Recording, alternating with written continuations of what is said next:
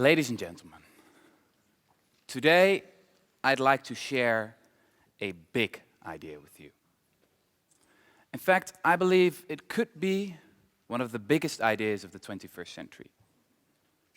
It's an idea that could unite politicians from the left to the right in fixing our broken social security system.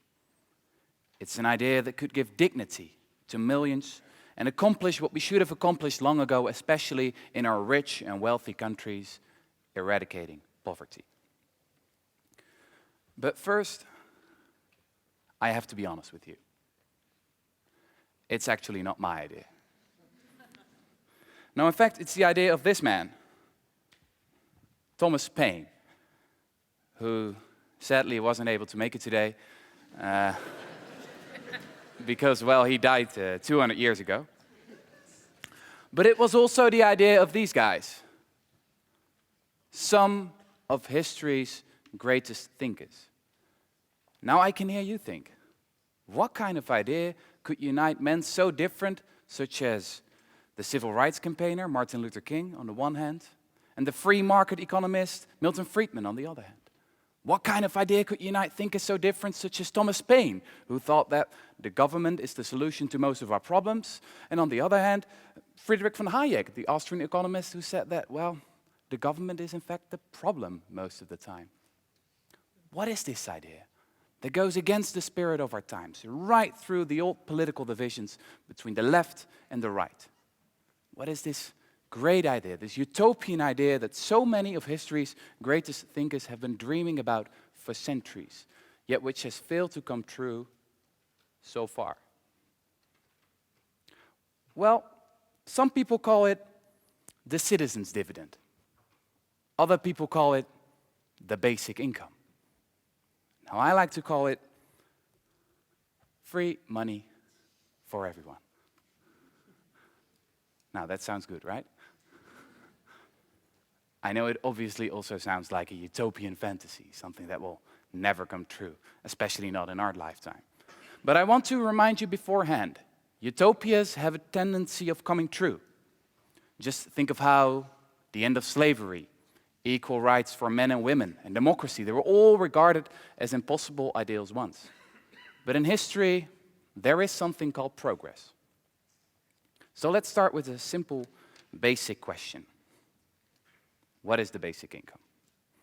Well, it is a monthly grant, enough to pay for your basic needs, food, shelter, education, that's it. Now, some of you might ask, don't we have this already? Isn't there something called social security? Don't we have the welfare state? Well, yes, but the basic income is something entirely different. In the first place, it's universal. So everyone would get it. Whether you're a billionaire or a beggar, whether you're a man or a woman, whether you're employed or unemployed. The basic income is a right as a citizen of your country. Moreover, it's also unconditional. So you'll get it no matter what. No one's going to tell you what you'll have to do with it. No one's going to tell you what you have to do for it. The basic income is not a favor, but it's a right. Just like, for example, the freedom of speech is a right as well. But most importantly, in the past few decades, in the past 30 or 40 years, it has become more than just an idea. Free money for everyone is more than just an idea nowadays. It has become a proven idea. As you can see on this map, there have been experiments. This map is from 2012, by the way. There have been experiments all over the world, and especially in the South.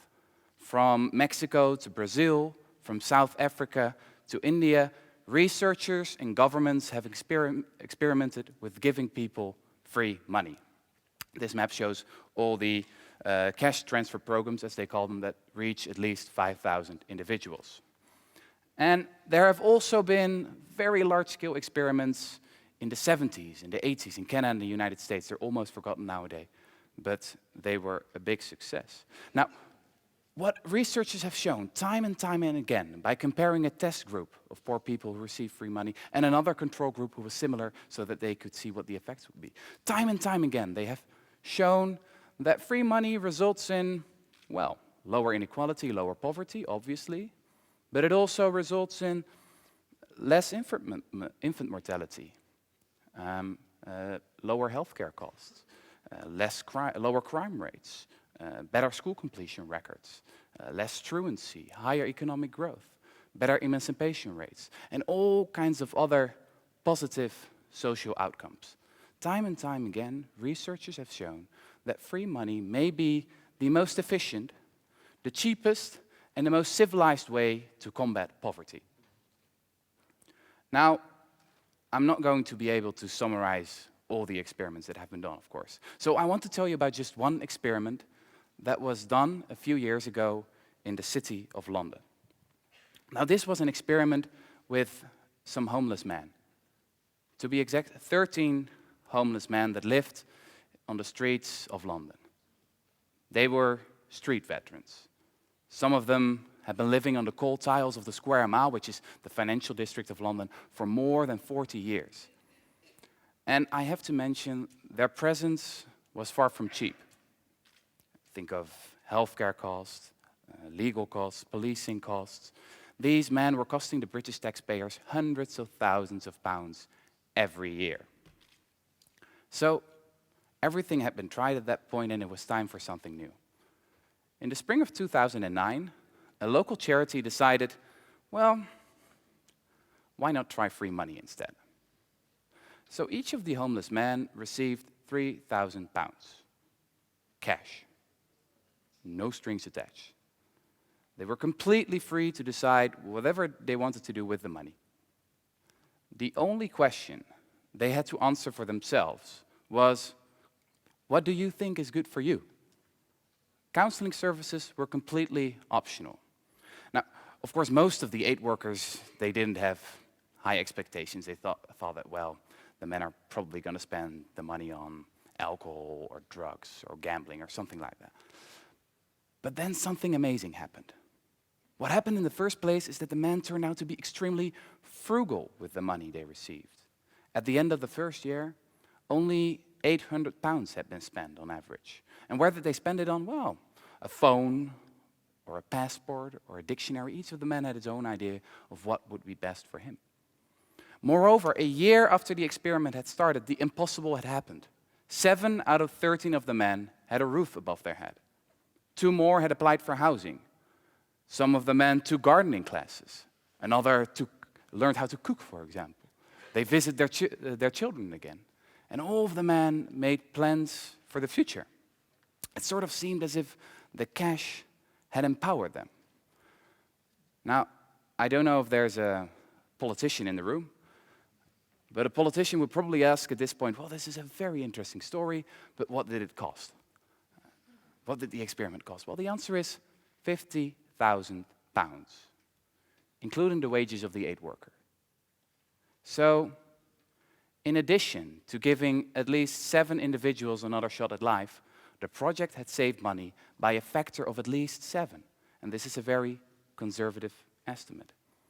Even the liberal free market magazine, The Economist, concluded at that point, the most efficient way to spend money on the homeless might be just to give it to them.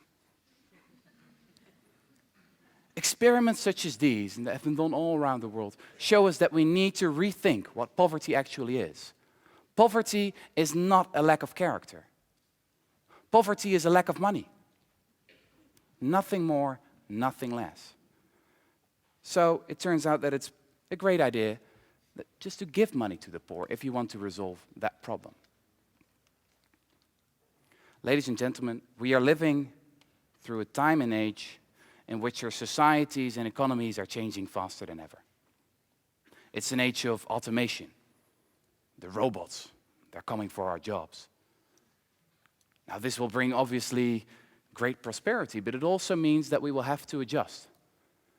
If we do not adjust, if we keep applying the solutions of the 20th century to the challenges of the 21st century, then the middle class will crumble and inequality will soar.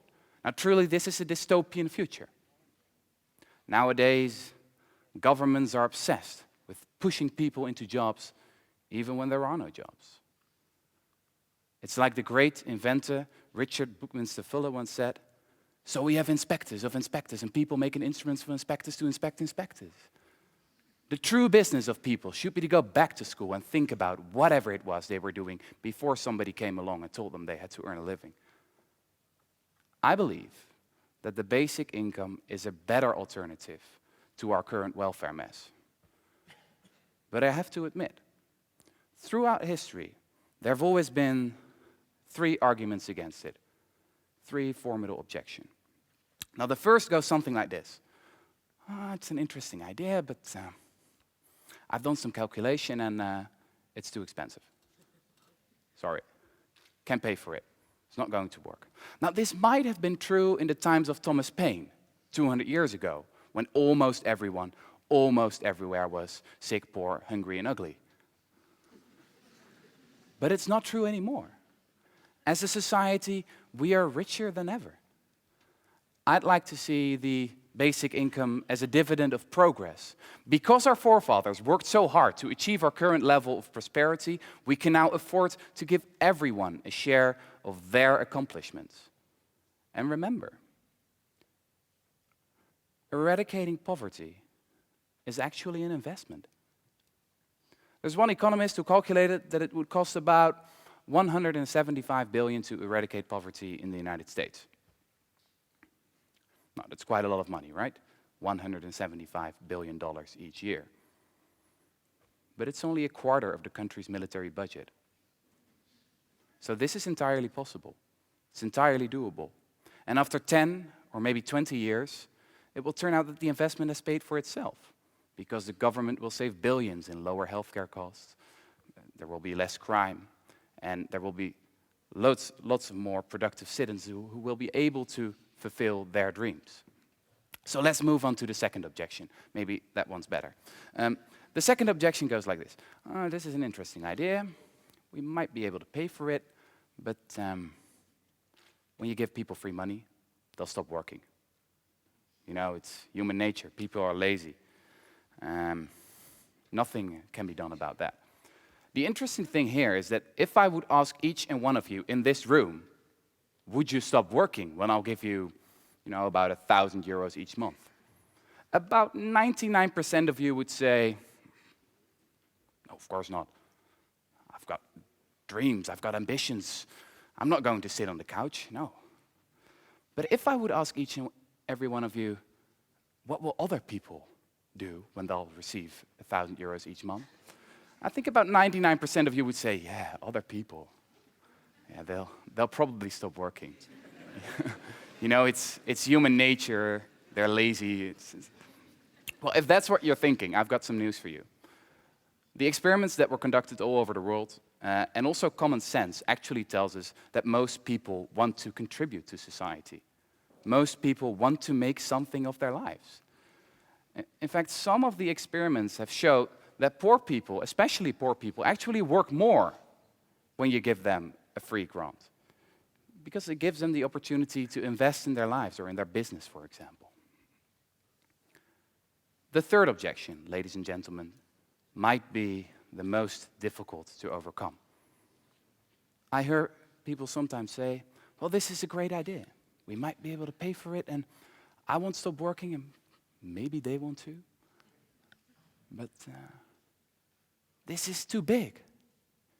Politicians nowadays, they're too busy with themselves, and it's never going to happen. They're short-sighted.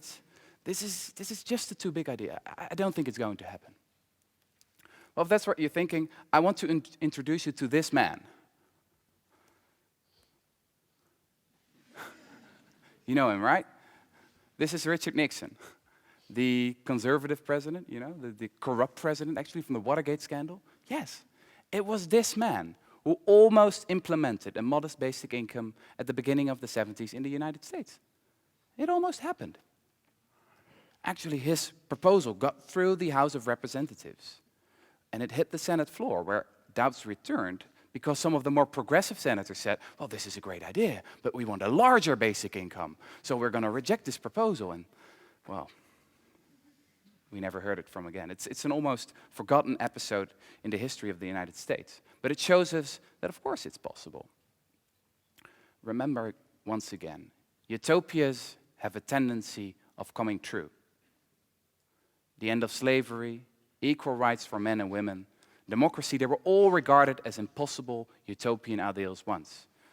But in history, there is something called progress, however slow and erratic it might be. All we need is a little more patience sometimes. All we need is a lot more collective ambition.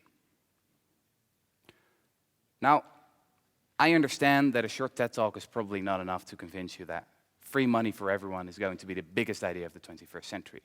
So I encourage you to read more about it, to look at the evidence for yourself and think, isn't it time to update my worldview?